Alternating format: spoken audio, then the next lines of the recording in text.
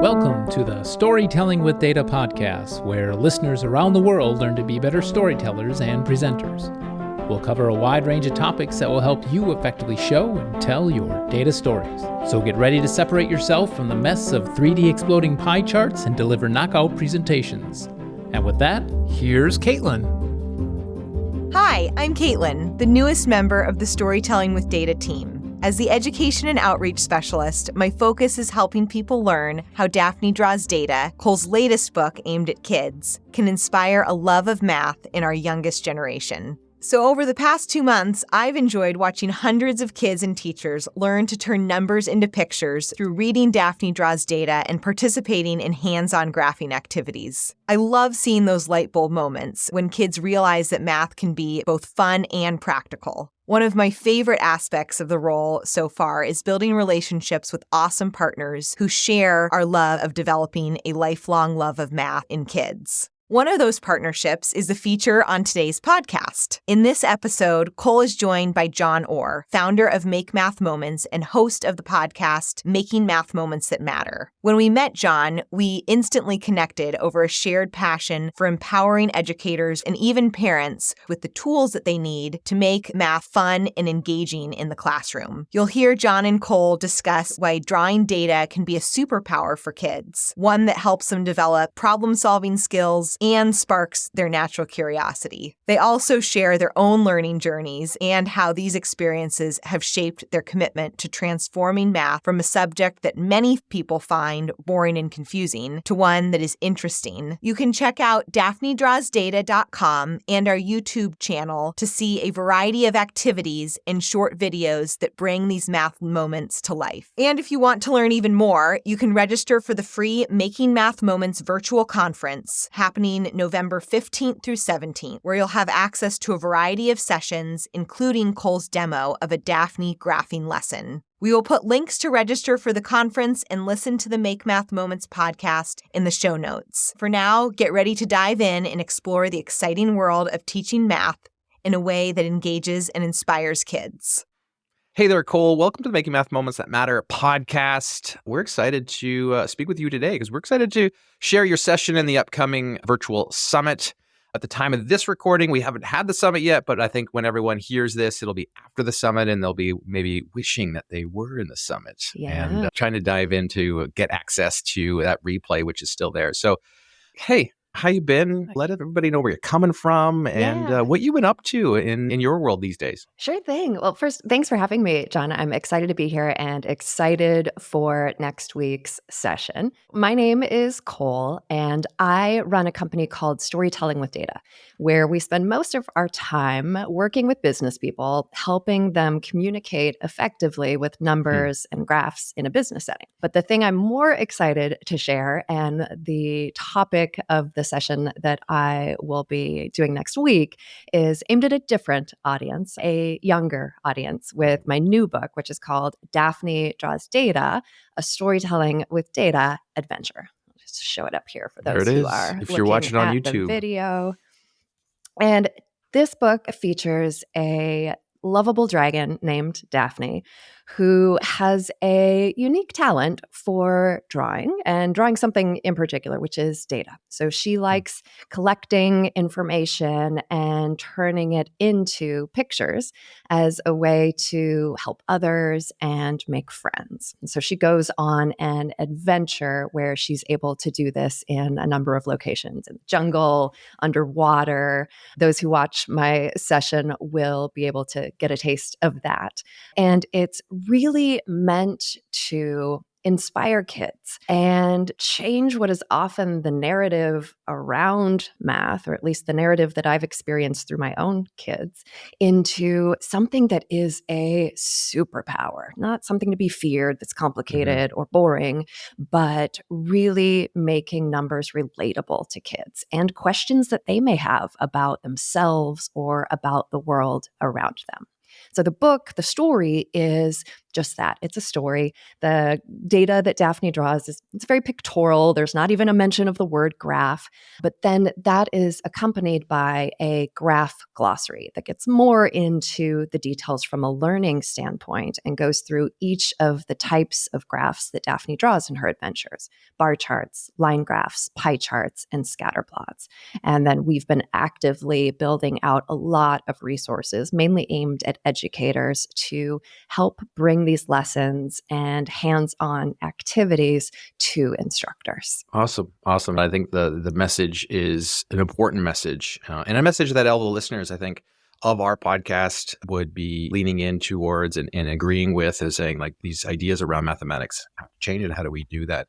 Which I think leads into like where our memories of math and our experience of math. And when I talk about like the regular listeners are waiting for your math moment, which is like the only question we ask every single guest. And when we say math class, there's like a moment that pops in your mind, a moment that sticks with you all these years. Yeah. When we say math class, Cole, like what is popping in your mind right now that you've carried with you all this time and it's probably shaped the way you've viewed it before, but also maybe shape how you view it now? It's interesting because the first moment that popped into my head was one where I was initially like, ooh, maybe I don't share that. But then you encouraged me to, which I think is probably the right call, because I loved math. I loved math all through school. And then for me, it was the moment that comes in my head. It was my first year in university. And it was the math class there, which was very different from one that I'd encountered before. One, it was massive. I went to a large school, so like hundreds of people in this class. And I got to the first test and I completely blanked. And that had never happened to me up until that point. And that stuck with me. And it wasn't because I wasn't prepared. I honestly don't even know, looking back, what went into it. And I was able to recover in terms of following up with the professor and managing to get through the class and go on to major in applied math. So it didn't stunt anything career-wise. Right. But it does make me think about all of and I'm sure you have a big repertoire of this that you've heard of from guests on the podcast, but all of the moments that happen that kill math over the course of someone's education or that turn it off for them. Because I also remember then going on to major in math, and I would be usually it was one of two women in my smaller classes once I got to the higher level courses. And so I want to figure out how we can turn that around and how we can have such a strong confidence and capability that we build in young kids so that a moment of frustration or a moment of maybe a misguided teacher saying the wrong thing doesn't turn off kids from math, because it's a skill, as we know, that everyone can use and that people can draw on in so many different ways. Because when I look back, for me, I do use math in my career, but I think more than the math that I use, it's the problem solving ability. It's the analytical thinking. It's being able to go into something and might be ambiguous, but break it into the component pieces and answer those questions and put it all back together in a way that works. And these are absolutely lessons that we can be teaching kids a lot younger than we typically do. And where did you, like for me, I think like my moment was a lot earlier than that. Like my moment was like fourth grade, but I don't think I capitalized on like the why behind it until much later, probably as I was a teacher. But my fourth grade was like, I felt like amazing because I was getting these like super puffy stickers for being a master multiplier. He was just like cramming out multiplying at home, but I was really just like stacking the numbers, carrying the one, just doing that over and over again. But then when when I was push comes to shove, it was like now I had to like actually apply that a little bit, just like understand where, like what I was really multiplying. Like I couldn't do it. Like I had no idea. And so then there was like this stuck with me. It was like, I thought I was a master multiplier, but that I actually wasn't. And then in a way that stuck with me because when I became a teacher, it was like where the wheels fall off happens in different spots for us on like where we view our understanding of math, but also like the purpose of math. Like you just described that you want students and kids to understand that math really is about problem solving, reasoning, using thinking. Yes. Was that something that you recognized early, or like, is it related to that moment that you had where you're like, you know what, I'm sitting down for this test right now and I bomb it. And it was like, is it because maybe I was like surface level memorizer? Like I was that almost my whole career, like as a student. Yeah. And then realizing later, it's like, oh, actually, there's a lot deeper that's going on, like more deep thinking Yeah. needs to happen here. And I wasn't doing some of that. Like, where did this like focus on real problem solving come from? Because a lot of teachers realize that after we become teachers. Yep. But I'm curious about your story there. For me, I think I didn't have that eureka moment then. It's looking back on things now and realizing that we could do this differently that would set people up, right? So that you wouldn't have had the fail in the fourth grade, and I wouldn't maybe have had it in university, though maybe there was some test anxiety there, I'm not sure. So maybe I still would have. But I think for me, it was really just seeing for myself and how the math foundation that I have plays out in terms of the skills that I have and how I'm able to navigate so many different situations and teach others how to do that.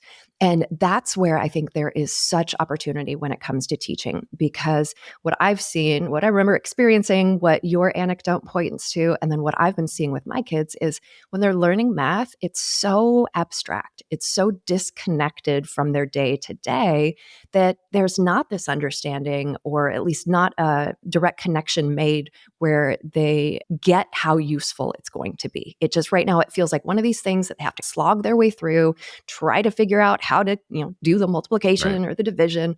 Whereas, and that's one of the reasons that I love graphs so much. One, there's not a right or wrong answer per se. You can approach gathering data and graphing it, drawing it creatively. And there's actually a ton for kids to learn from each other. And I would say teachers to learn from kids and vice versa when it comes to watching how some of that plays out when we take something that we understand visually and put that on paper or move objects around to create physical graphs. But I think more than that is making it something that matters to kids. Because if we can tap into something that's important to them, a question they already have, now there's no more abstraction from reality. Now we're actually using numbers to answer the question that you have. And actually, they'll point people to the session that I'm doing because I'm going to walk folks through in detail an activity that you can do in the classroom where you survey. Well, first, before you even survey the kids, you ask the kids what they want to learn. And is the foundation of teaching them how to ask great questions. Because I think there are two things when you look particularly at like first, second, third graders, there are two things that they love doing and that they are really good at: asking questions and drawing. Right? If you spent any amount of time with a second grader recently, it's question after unfiltered questions, which I think is amazing because that is such a great foundation for analytical thinking. But we have to teach them how to hone their questions and how to get really good and prioritize which ones they want to answer, which ones they can answer.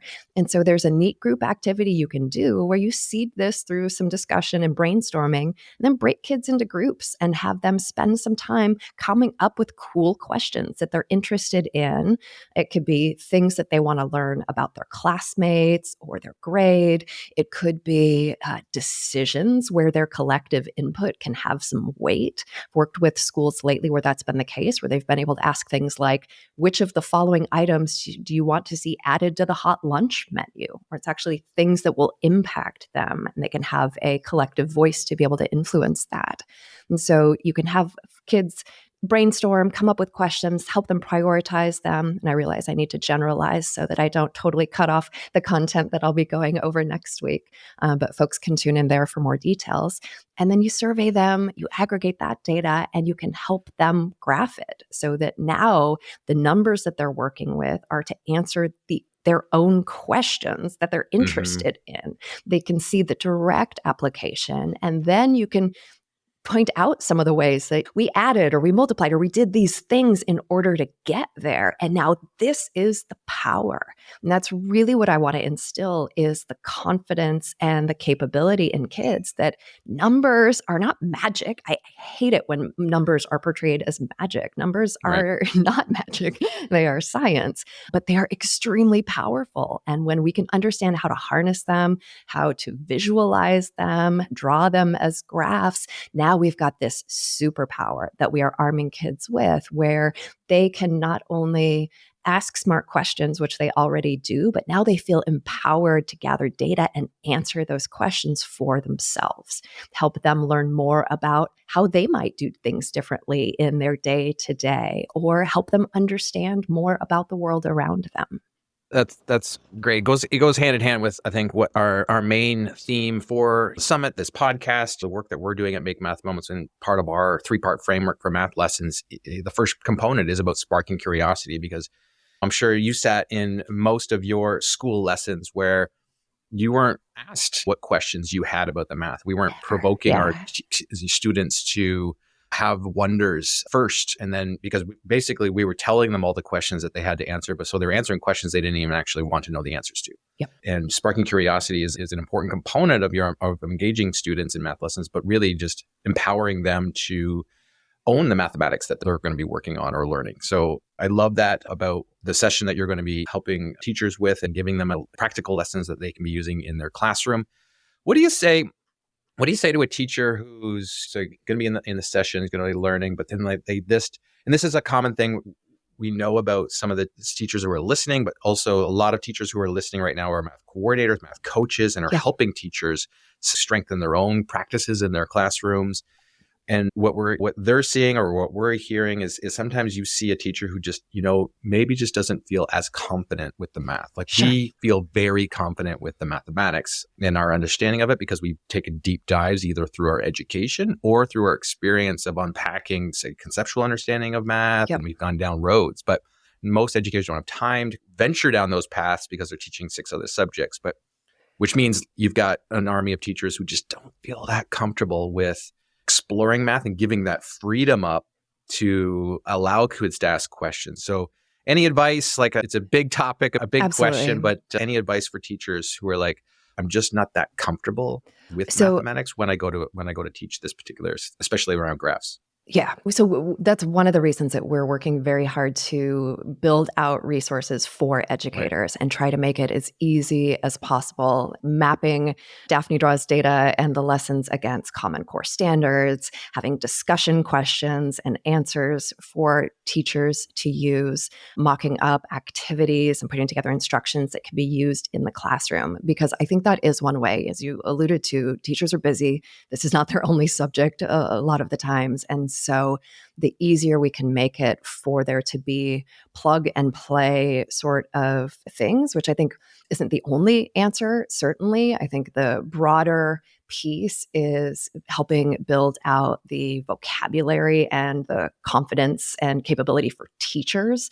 And so we're trying to do that as well. And so on Daphne's YouTube channel, we've got videos that are, it's funny because when I originally started out, I was thinking, kids, we should do entertaining videos for kids. It's like, well, yes, and helping teachers. And so that's really where we're shifting efforts now, is making short videos for teachers that either are going to outline an activity or in some cases be videos that they can show directly in the classroom. And then we have discussion questions and activities that can go along with those. So it's not here we're going to dump a book and this idea that you should be teaching you're having your kids graph data now is a new expectation, but here's how we can make it easy for you and how you might integrate this into other areas as well. And so, also mapping it across English Common Core standards. So you can double up when it comes to a lesson plan and really trying to make things easy.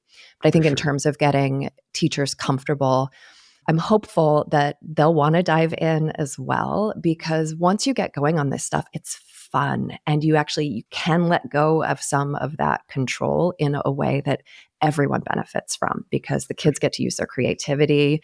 You get the surprising things that kids are interested in and want to learn about can take you in some really interesting directions. So I'm hopeful that teachers will embrace that. Love it. Now, storytelling with data, you said, is aimed at specifically helping businesses use data in presentations and anyone who's communicating with data. Right. And so what are you seeing? Like obviously that you felt like that was a need that people are lacking, or a skill that adults and business owners are lacking in terms of like, how do I read data? How do I use data to make points? Or how do I use data to tell my story of like what I need to tell here?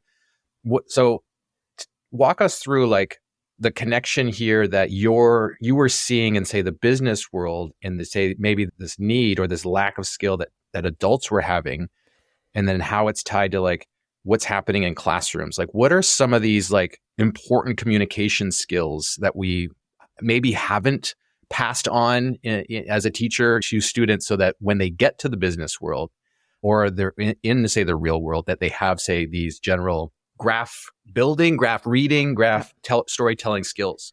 Well, and I think I would say, just tying this back to your previous topic on teachers, is just that in the business world, we have this as well, where there are people who are working with data and feel like they don't want to be, or it scares them, or because I think over the course of my career, it's shifted tremendously, where people in roles that historically didn't have data, or data wasn't a big component of it, everyone increasingly is being asked to do things with numbers and to make sense of information. And we've got it all around us. So much. And so for the adults who we teach, often, though it's grounded in data, it becomes lessons that are really around communicating effectively. So thinking about who you're communicating to, making things work for them, considering where you want them to look in a graph or on a slide, and doing something to make that clear, right? Using visual contrast, for example. Just make the thing you want people to look at colorful. Explain, tell them why they're looking there. And really, because I think historically, if somebody looks at data or is encountering a graph, they're like, oh, I don't understand it.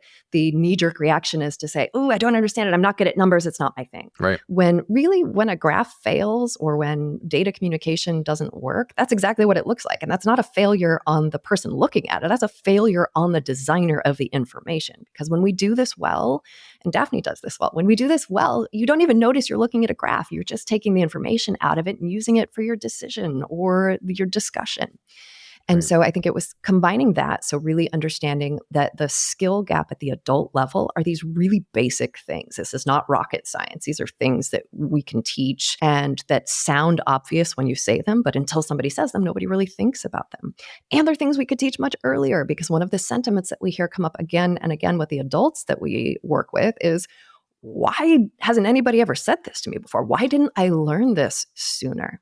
And so for me, it was that, coupled with having my own family. I have 3 kids who are 11, 10, and 8, and being so excited as they started reading and writing and developing the faculty of language, and realizing we could be teaching the visual language of numbers and graphs so much younger than we typically do. And then to start seeing the graphs that they do come home with, right? They're graphing like the different colored M&Ms in a pack, or the weather last month. These are not interesting things. Either it's lived experience and they don't need a graph to show them what it was in the case of the weather, or like, who cares how many green M&Ms are in a pack? They all taste the same. And so how do you make it more meaningful, I think? And that's where everything for me converged, and what has turned into Daphne Draws Data, but more than that, has turned into this passion for trying to figure out, how do we change this? How do we shift this? How do we get kids to want to learn math as much as they want to play an instrument or run around in PE, because they understand the benefit of it and what it can do for them in both the near term and the longer term. Awesome. Now, if there was one big takeaway, one big idea you'd want teachers to take away from, say, your session at the summit, and if teachers are watching the replay later, like, what would you say is that one big message? I think that graphs are fun. and that they can be a really powerful tool for getting kids engaged, helping them be hands-on and learn through that process. Awesome. Okay, thanks, Cole. This has been a great conversation, and I'm excited for the community to check out your session in the 2024 Make Math Moments Virtual Summit. It's the 6th summit. It's going to be happening and has happened on November 15th, 16th, and 17th. You can also get access to the replays over at makemathmoments.com/academy by joining the Academy. Cole, thanks so much for joining us here and sharing your insights with the Math Moment Maker community. And we look forward to catching up soon. Thanks, Jon. Thanks.